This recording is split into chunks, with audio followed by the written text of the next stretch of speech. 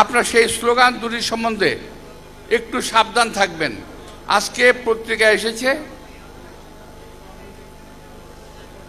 ওই স্লোগান দুটি দেখলাম, আমিও বুঝি না এর অর্থ কি।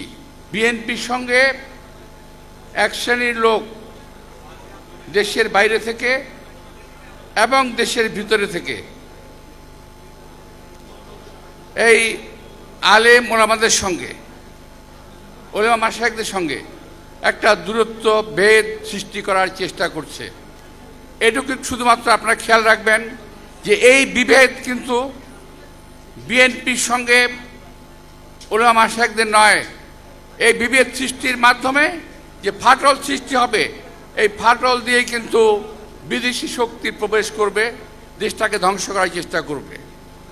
আর এখন একটা নতুন স্লোগান বেরিয়েছে দেখলাম ইদানিং, আমি সেটা নিয়ে সমালোচনা করব না। আপনারা সেই স্লোগান দুটির সম্বন্ধে একটু সাবধান থাকবেন। আজকে পত্রিকায় এসেছে,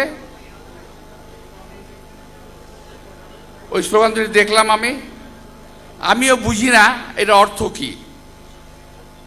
আমি কিন্তু এখনো বুঝি নাই কাকে দ্বিতীয় স্বাধীনতা বলে। আমি এখনো বুঝতে পারি নাই কি বলে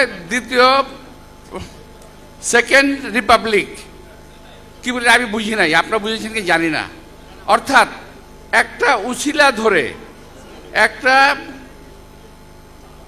একটা বিশেষ উছিলা ধরে জাতির মধ্যে বিভেদ সৃষ্টি করার চেষ্টা চলছে। দয়া করে আপনারা খেয়াল রাখবেন। আর আপনাদের মতো এরকম একই রকম পোশাক পরা এক শ্রেণী ওটাকে পাতা দিয়ে যাচ্ছে। দয়া করে আপনারা ওই দিকটা একটু সামাল দেবেন।